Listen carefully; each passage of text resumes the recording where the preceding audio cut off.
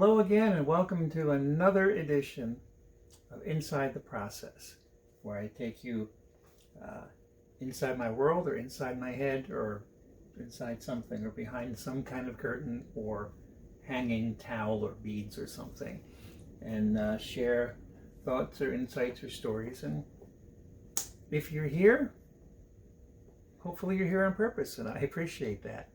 Thank you for being here. Thank you to those of you who support me via the links on the support page of my website. You'll see the link in the description. And yeah, let's get going. So I've titled this one, Plays Well with Others.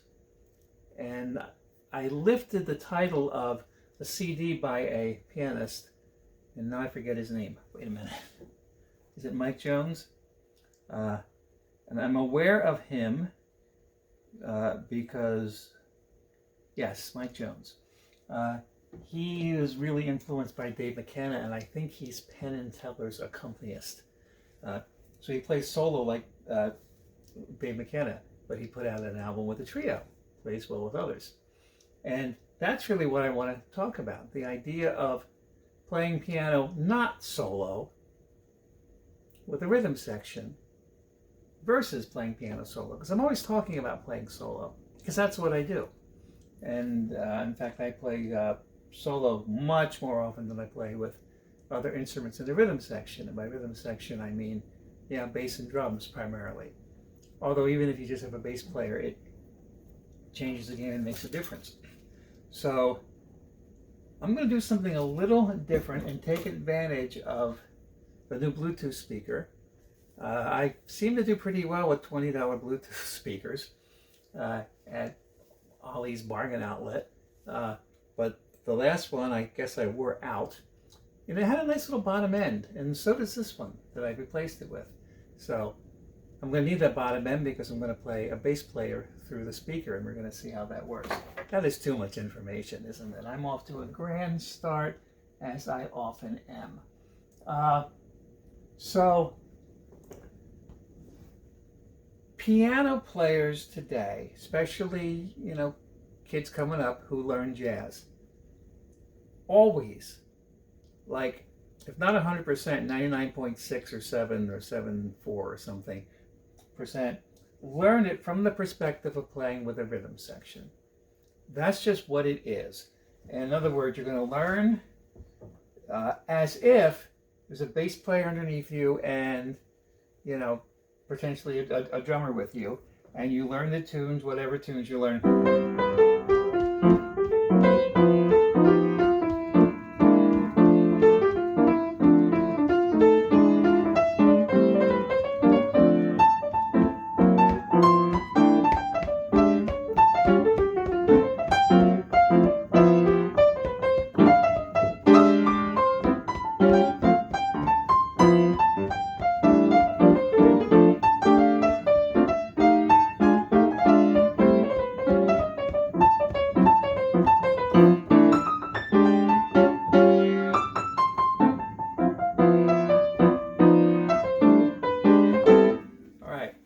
So, now not that I play anything like that, but because I never do what I just did, I'm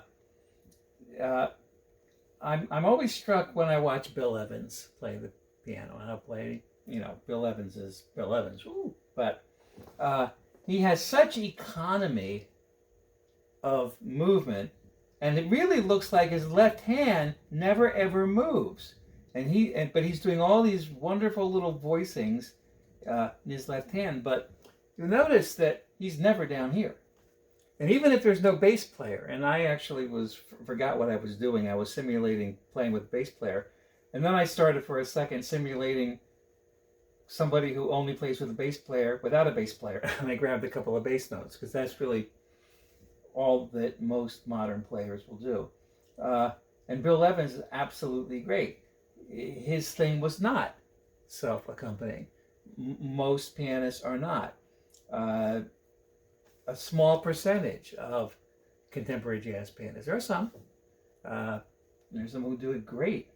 There are some who play great stride, like Emmett Cohen. But most contemporary pianists learn and just go down the path of playing with a rhythm section. And you know what I do if I play that tune?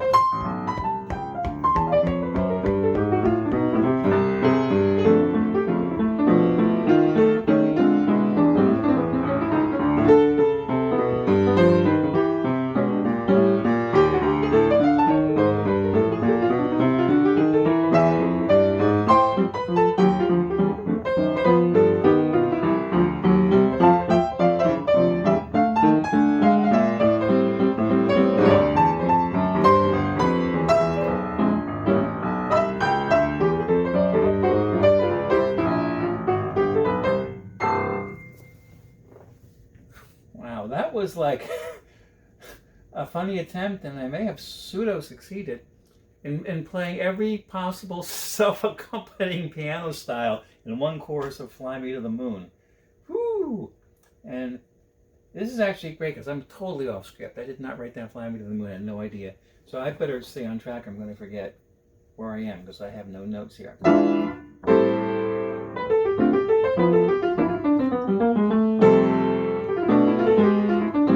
Right, so my perspective is to fill up the space. That's how I came in.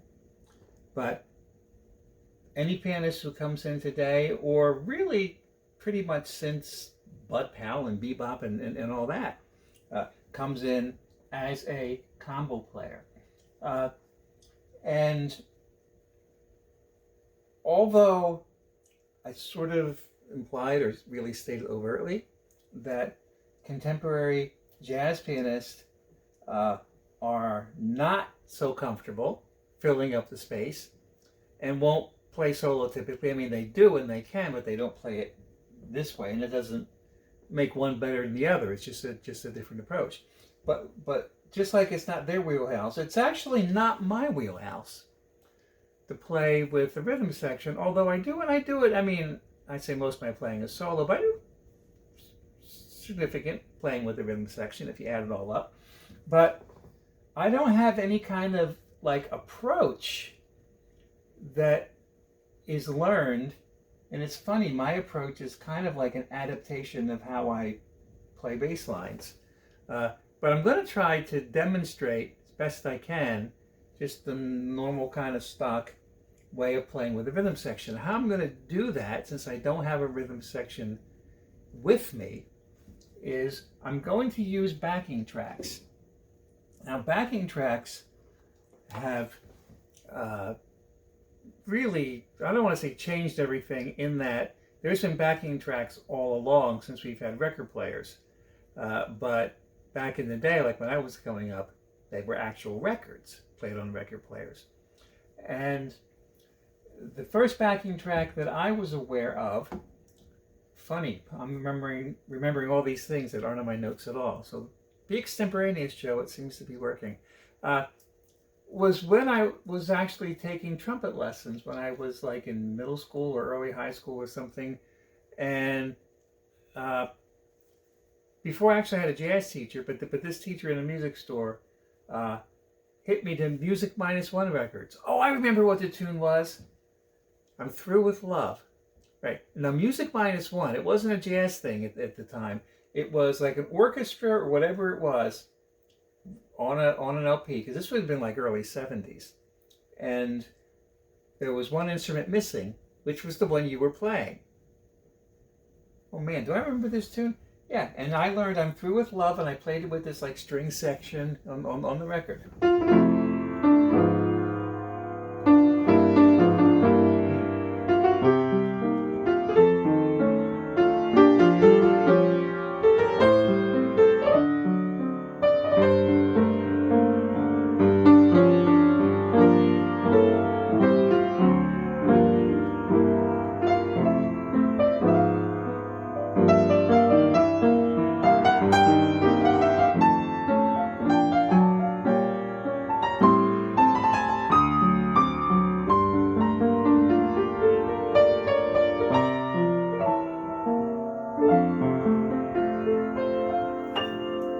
And I don't remember the bridge at all. I think it goes to a minor key or something. something. I don't know. Wow, I have to look that tune up. I haven't played that tune in forever. I'm Through with Love. Done. uh, but then Jamie Aebersold records came along. And Jamie Aebersold, first on vinyl and then on CDs, and I think they do digital downloads now and stuff. But I bought some Jamie Aebersold records, and they became the way to practice jazz. Now, not just for piano players with the rhythm section, but for any instrument, like when I was playing trumpet and I was playing I'm Through with Love for Music Minus One, because an instrument like that, a single note instrument, an orchestral instrument, requires accompaniment. You play it in the band. So there's your band. And Jamie Aebersold would have a rhythm section. He would have piano, bass, and drums, accompanying all kind of jazz tunes. And they also had practice tracks that you play like certain modes and scales over and over and progressions and stuff like that.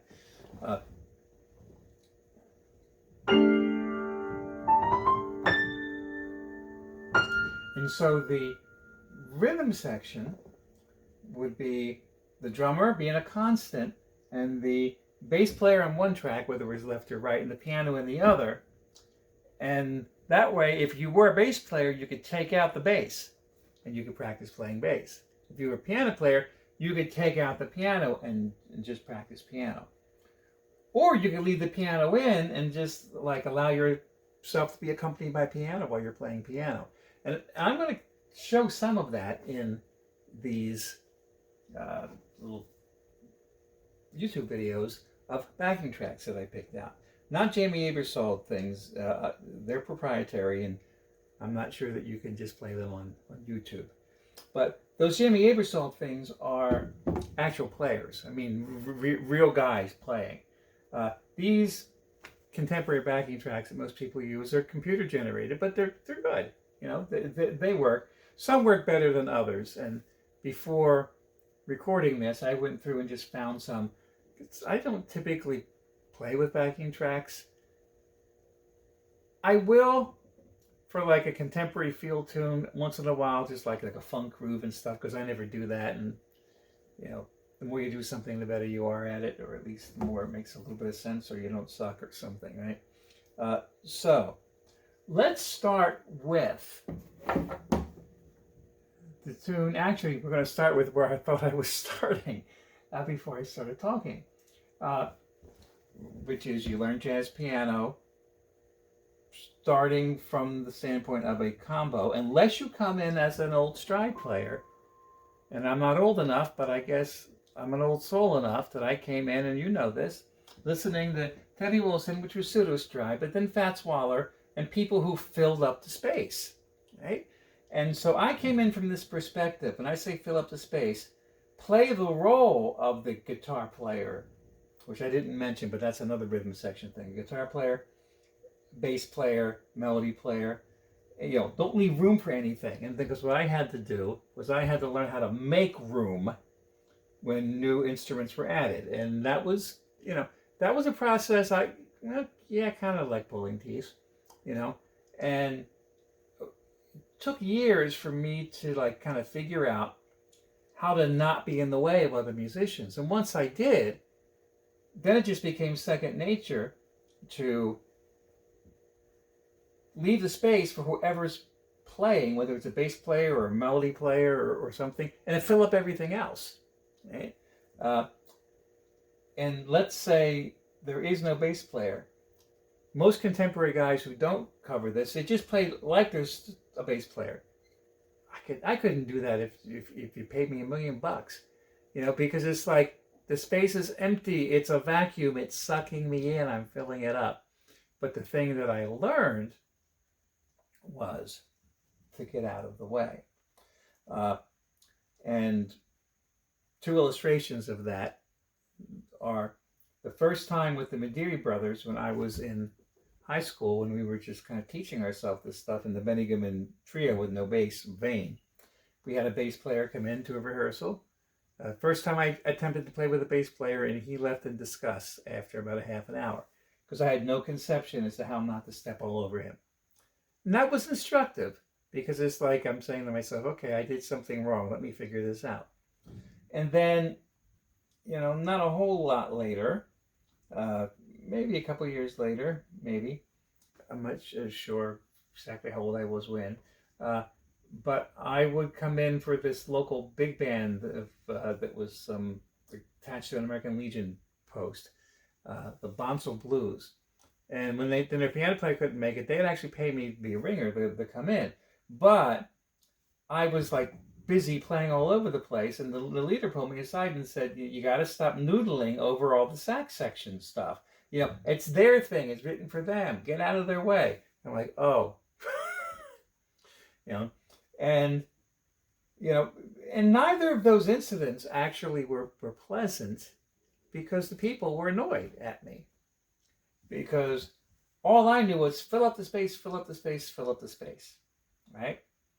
And I learned to, extract myself from any space that anybody else was. And I made a purposeful effort to do that. And it took time. You got to like unlearn things you learned, whether you taught them to yourself or learned them otherwise. And I remember I was on a gig with a trumpet player. This was, some years later, a band. But I overheard the trumpet player say, and he may have said it purposely in my hearing, I don't know. But he said, "It's really nice to play with a piano player who knows how to stay out of the way." And then when I heard him say that, I felt as validated that I made the transition to where I needed to be as I had felt stung before, right? So you can see that progression. Now, the progression of the contemporary player is that they learn, and if they don't learn, they probably still want to.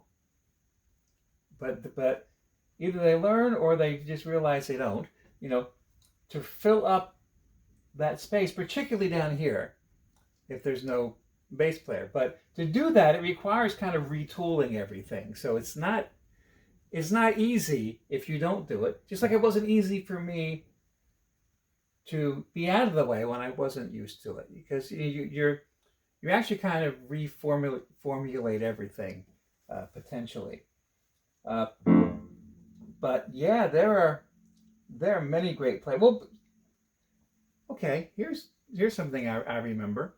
Now, I read that this is attributed to Bill Evans.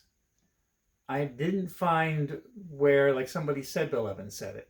So it could not be true, but it would make sense if it were true. Where Bill Evans, who was really the guy who absorbed all of the knowledge, because it was a very knowledge-based thing he was doing of harmonic voicings and extremely sophisticated. I mean, he was the guy who was doing it, right? And is a foundation for people who came after him. And while Bill Evans was doing his thing, Dave McKenna was, making his mark as well, not doing that, but doing his thing where he was filling up all the space. But then Bill Evans is quoted to have said, Dave McKenna is, now I don't know if it was the only person or like one of the few people or whatever, that I can learn something from. And the idea of like playing left-hand bass and doing all that, people who play music as an academic discipline want to learn that as an academic discipline. And you can make an academic discipline out of it, but really what it is just you're feeling like you're the bass player and you do it. And from what I understand, Dave McKenna didn't have like a formula. He couldn't explain it. I mean, you could think about like figure out how to deconstruct and explain it, but he didn't get it by putting it together. Like assembling a jigsaw puzzle, like I talk about, and same with me. So anyway, I'm just talking my face off here. before I do the first thing that I said I was going to do, I said to myself here, which is I'm going to give an example of filling up the space.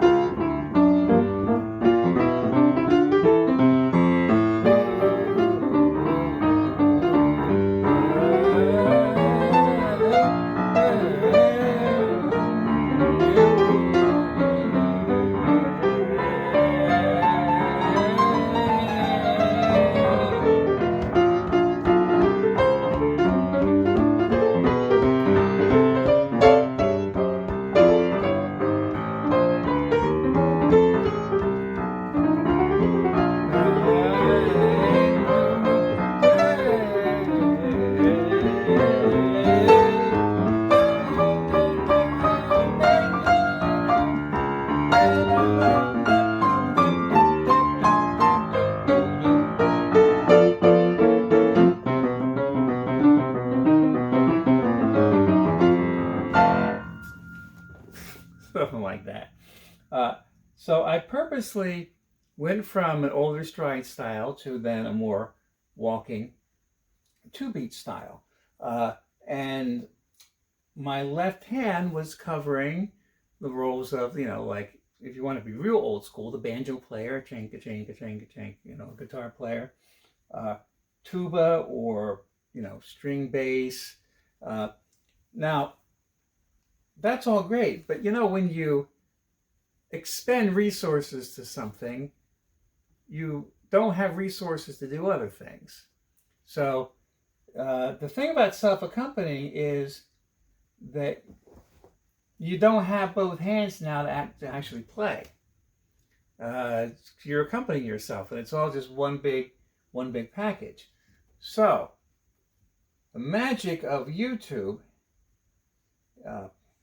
is that you can bring a bass player to you. Now, I said that these backing tracks are computer generated, but the first one that I'm going to do is actually not computer generated, and it's not going to also start at the beginning because I didn't reset it. So let me stop here. Let me turn it up. And I discovered this one. This is a gentleman from, and I think he's from another country, I'm not sure, because YouTube, it's the world, and it's really cool. And whoever his name is, he goes by Mr. Sunny Bass. And what he does is he records backing tracks, okay? And he's just there, and I'll put it down this way, you might be able to see it, and he'll look at me and I'll look at him, and it's kind of creepy. And he's laying down the bass line. Now in this case, it's just the bass player, but the bass player is the big absent thing. The drummer adds to the feel, but you don't need a drummer to swing. In fact, if you need the drummer to swing, you ain't swinging, right? So I'm going to put this guy here, and we're going to play I Can't Give You Anything But Love in the same key. And I think I have the volume right. And I may like stop and start and talk during this or whatever.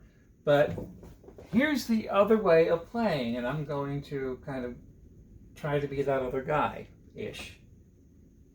Okay, let's see. Here we go. All right, he's going to count us in. 1, 2, 1, 2, 3, 4.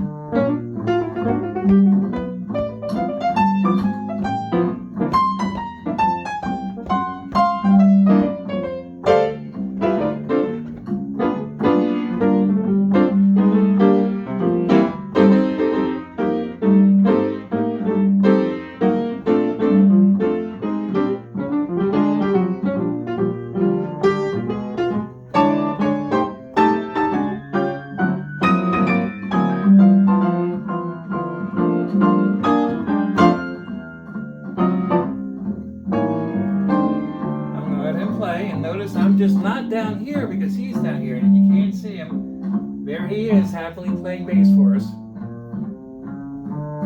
And if you're accustomed to the tune and you know the deal, you're used to hearing the form, like I know where I am in the tune. When you're inexperienced with this, you're going to have to sing along and count and all this stuff. But right now he's coming up on the middle of the tune. All those things you've always pined for. G.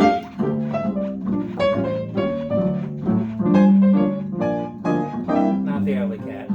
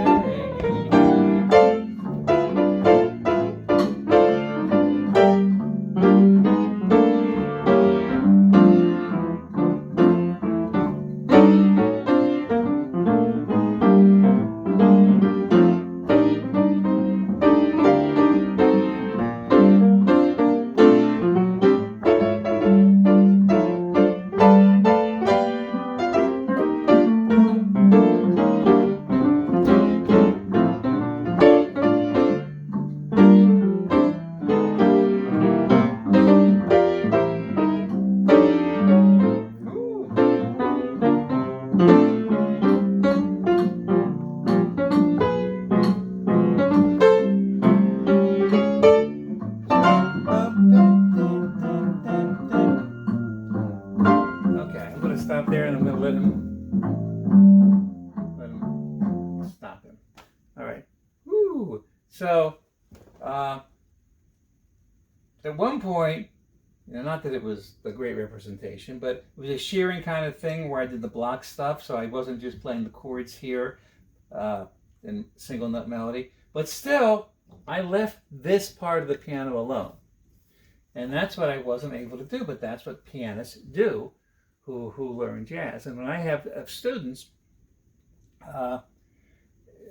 especially older students who are coming in, and that's primarily what I teach when I do, first question I ask is, what do you see yourself doing? What are your goals?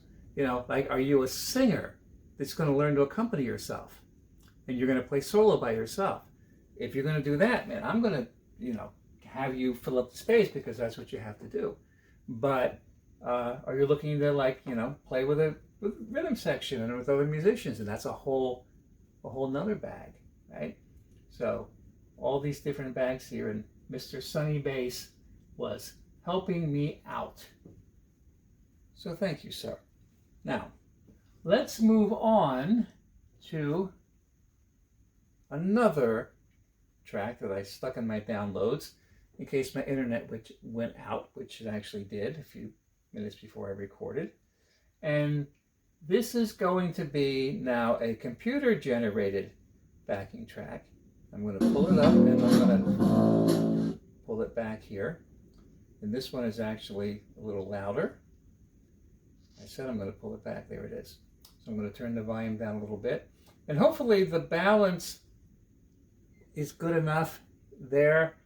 You know, I kind of joked about it. Look what I got for 20 bucks, which is good for 20 bucks. But really, you know, 120 bucks would have been better, and I could have gotten something with a, you know, I could have played louder and I could have heard it better. But this works. Actually, but the best thing to do when you don't have fancy equipment, he says, is use headphones. And but I can't do that because you wouldn't hear it. So this is now going to be a computer-generated track, but it's going to sound real, and it's going to be programmed bass lines, but then it's also going to be a drummer. At least, yeah, I'm almost positive it's computer-generated. All these things are. Unless they're the Aebersold, which they still make it, you can still buy, and they're real, like the real jazz guys are playing, and it's really cool. So let me play this tune first, and then I'll play it with the bass and drums. All right, let me see.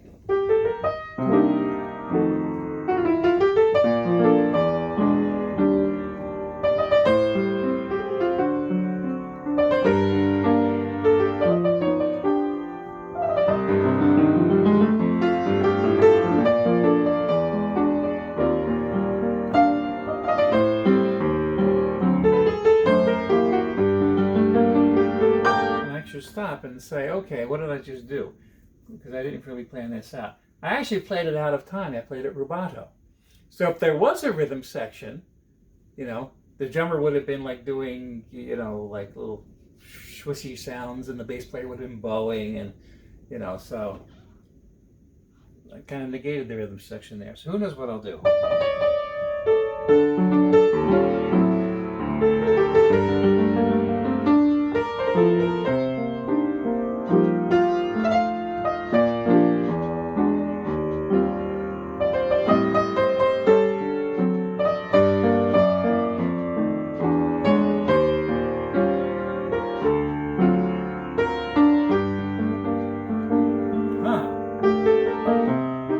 I wasn't planning on that. Wait.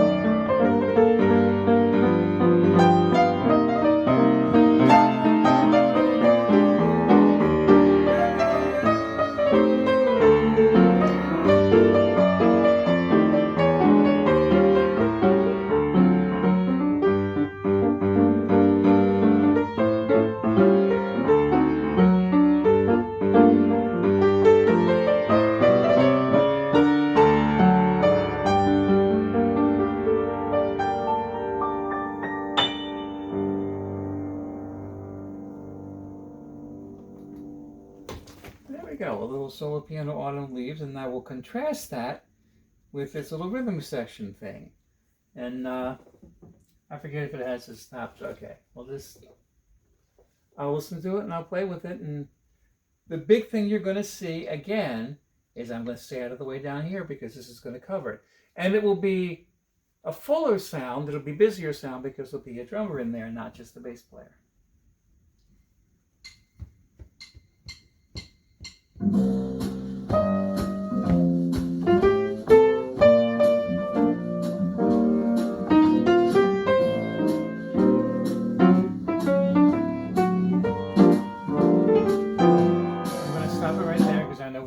Tune, and we'll come back in. So when I first started playing, I instead of making it swing, which I intended to do, I wound up playing a bossa or a Latin feel.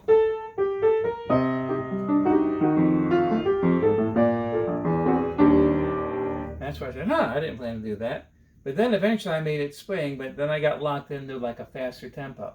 I had forgotten that this is slower. So that's another aspect of playing with other musicians or playing well with others, as the Mike Jones recording title is, that you all have to agree, and sometimes that agreement could be just one strong-willed person compelling everybody else to do something, which is not so much fun when it happens that way, but sometimes it needs to, and especially when there's like a band leader situation or an objective.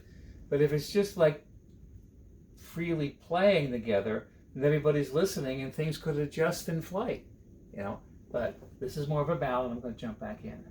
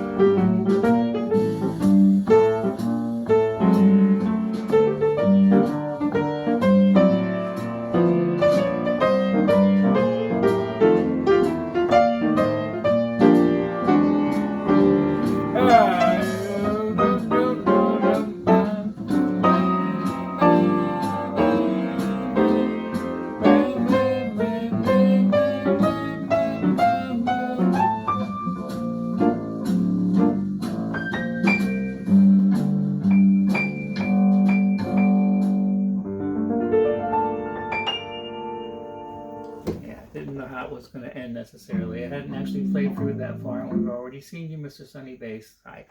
Uh, Apparently, when you download things on YouTube, which I really hadn't done much before tonight to prepare for this, in case I didn't have internet, they just all play together.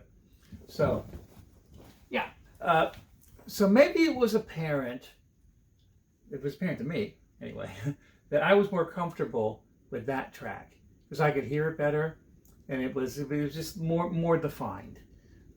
And because I was more comfortable, I could dig in more. And so I just played it till it ran out because it was fun. Right?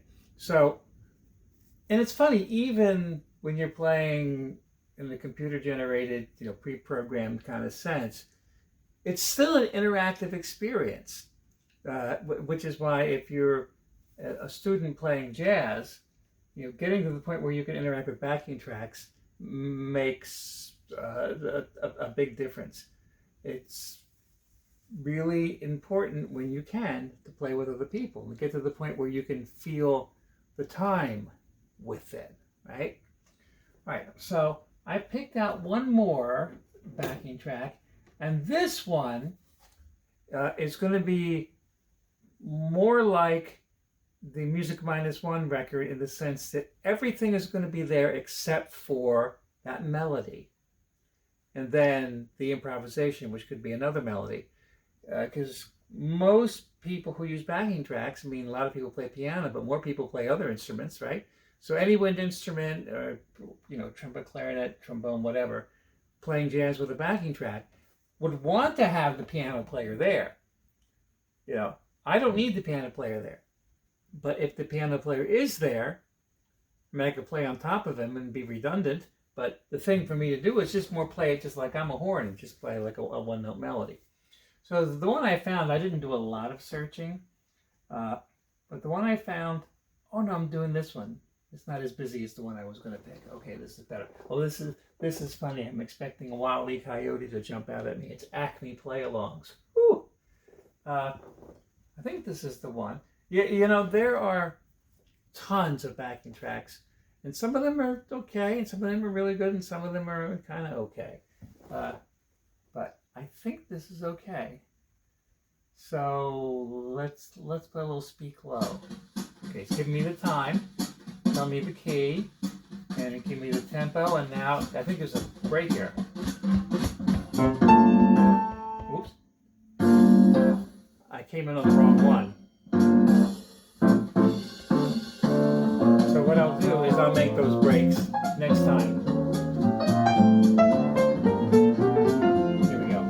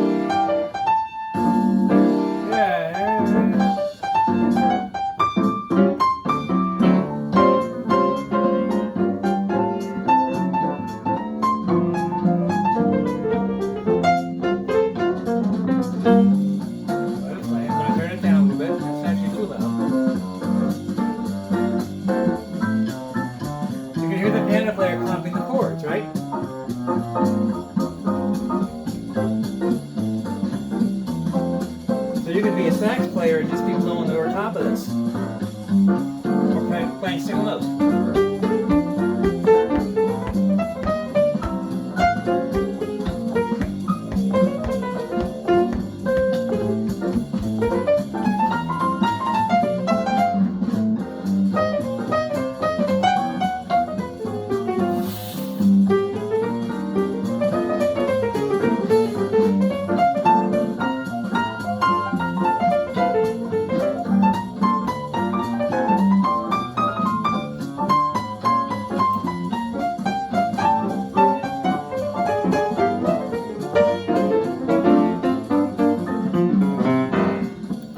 Stop this for a second. Now, that's awkward for me because for me, playing piano is a two-handed exercise always. I can't just really segregate out. I'm going to play some lines, and because I don't really think about it that way. It's just like when the space is open, the hands are there.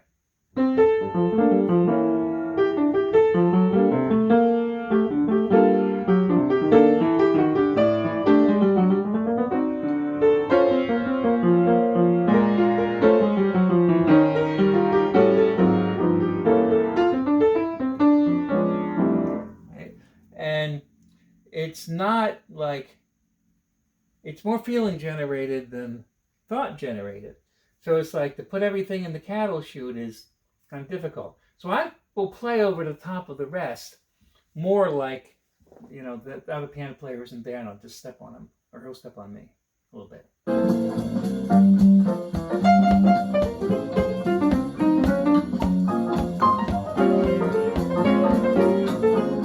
Yeah.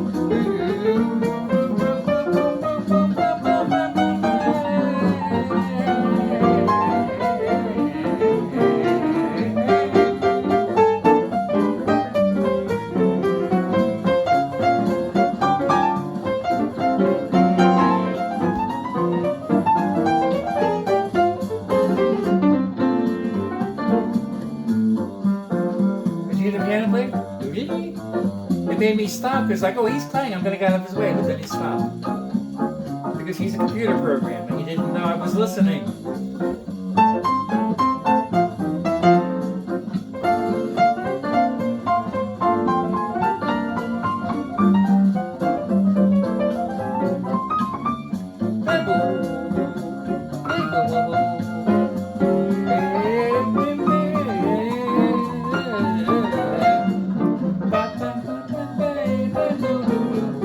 That's funny. The only way I know this is the last chorus, because it's not playing like it is I see that the now they're going to stop because the video's almost out. Time's almost out.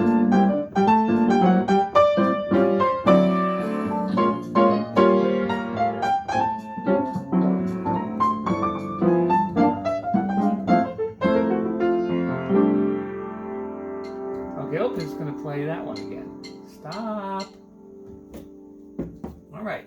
So those are three different of the very many, websites, YouTube channels that have backing tracks, and backing tracks are sold, backing tracks are free, and I'm sure there's like Patreon people who do backing tracks and all sorts of things. So that's actually a tune that I like to do with a more Latin feel.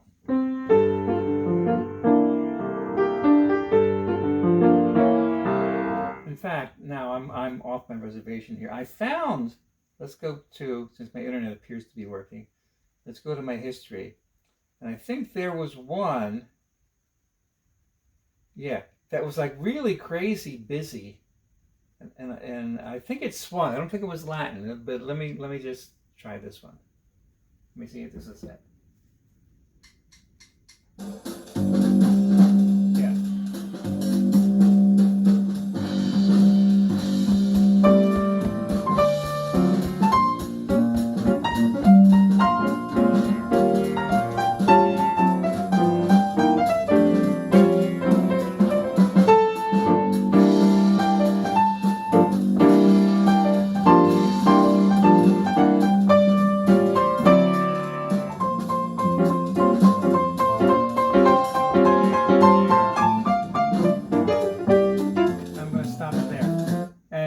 As much sound as was coming out of that was with no piano. So you can imagine if they had a computer generated piano, it would be busier.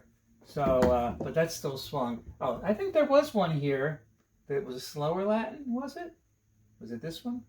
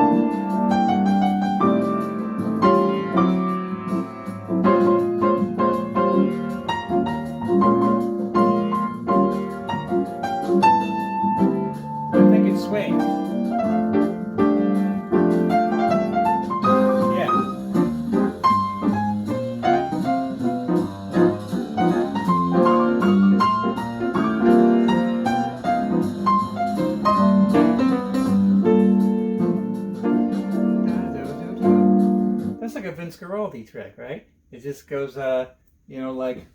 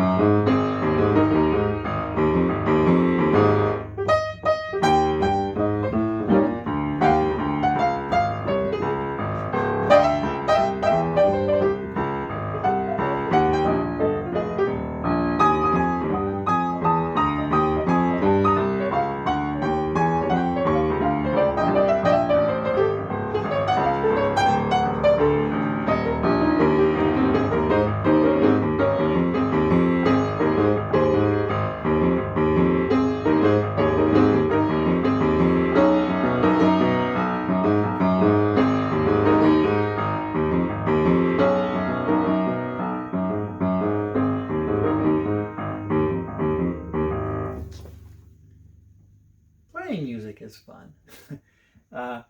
And just interacting with music is fun. So whether you play music or whether you don't, I hope that it was fun to interact with the music with me. So is there any point for me to play my Latin version of Speak Low? Well, I don't know.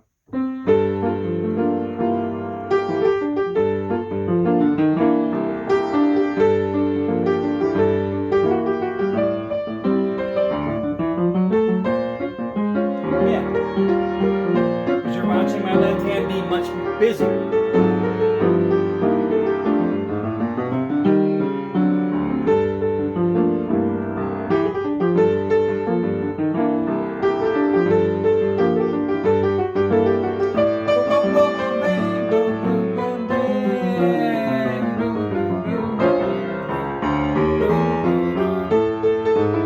Okay, I'll swing it too, since they did.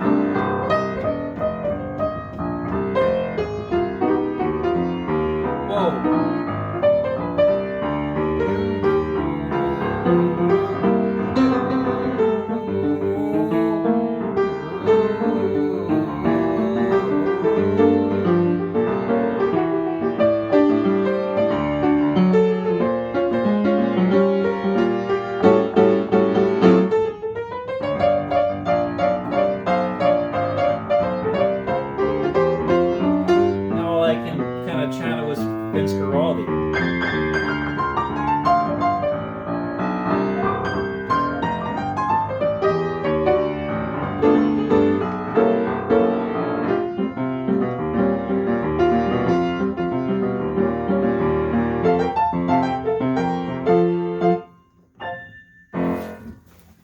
Something like that.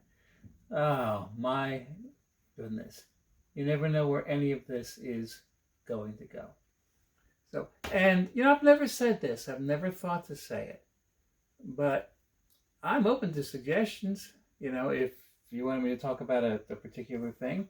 You know, when I started this inside the process, it actually was on the Mainstay Facebook page back when I was doing it for them in the thick of the pandemic. And I called it Pandemic Piano. And it was more semi-instructional oriented. And I've moved away from that, but I kind of came back to it. But, you know, I'm just, every week is hopefully different. And for those of you who engage, thank you. So I might look at this, if I do before I post it, I may post this, you know, the Scatterbrain week, because that's what I feel it is. But I couldn't really prepare. I mean, it's just like, I'm going to use these tracks and I'm going to let it go where it goes. So thank you for watching to the end.